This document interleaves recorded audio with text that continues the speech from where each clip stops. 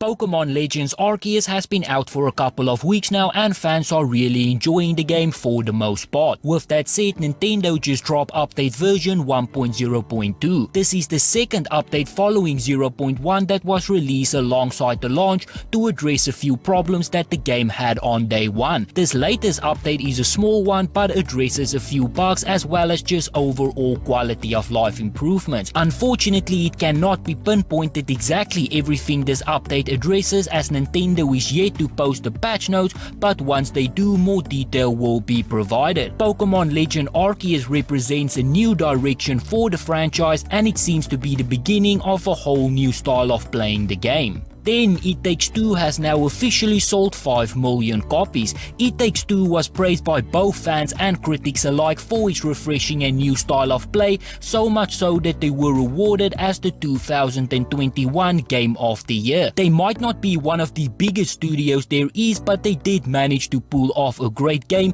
and it is awesome to see that it is getting a bunch of recognition. With only 65 employees, a great job was done with the game. There is a trend lately with smaller studios also being nominated for the highest awards that is usually only reserved for AAA studios with massive budgets. In 2021 we saw similar praise given to Hades when they were nominated for Game of the Year, and this year there were definitely not much going on in terms of games, so Take-Two definitely stepped up. Then things just continued to get worse and worse for Google Stadia. It is safe to say that this service did not have a very good launch. Google announced Stadia and with it a bunch of promises was made, such as native 4K gameplay. It was clear that they overpromised and such fans just seemed very disinterested in the service as there were better options such as Xbox Cloud Gaming out there. Now it seems that Google, according to new reports, has decided to demote the service as a priority within the company, and instead of focusing on new content they will be shifting their plans in such a way that the service can be used as a launching pad for other developers' games. Google of course responded to all of this by stating that their service was still very much a priority for them and stated that the proof was in the playing. Unfortunately, their references is not very good. Then Fortnite announced some brand new skins and content for the game.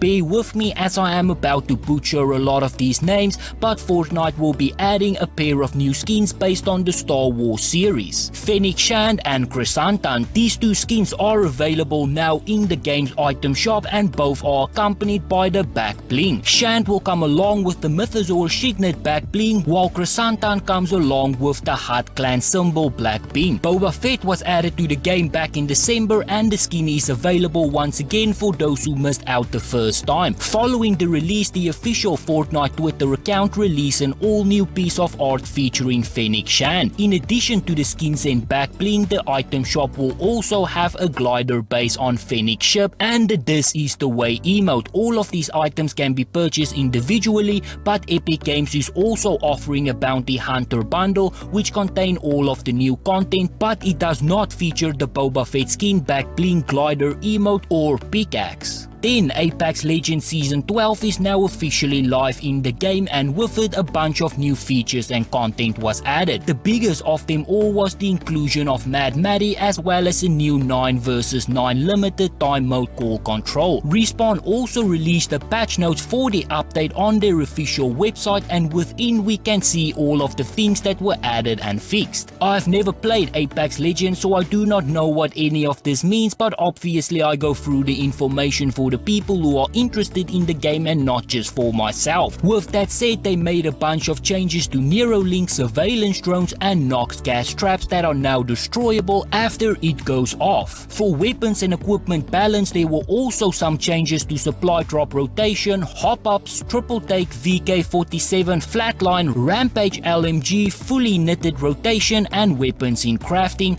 Then there were also a massive amount of bug fixes. Links as always will be down in the the description. Lastly, with Microsoft and Sony buying up studios left and right, it was only a matter of time before fans started to ask what Nintendo was going to do. Microsoft is set to buy Activision Blizzard and Sony is in the process of taking over Bungie. During an investor Q&A, it was asked if Nintendo had plans to buy up studios as well, and they responded that it will not make a lot of sense for them since they make very specific games. Our brand was built upon products crafted with dedication by our employees, and having a large number of people who don't process Nintendo DNA in our group would not be a plus for the company. Now that statement obviously makes a lot of sense since they have built up a bunch of established characters, and developers who does not understand those dynamics will not fit in with the way Nintendo does things.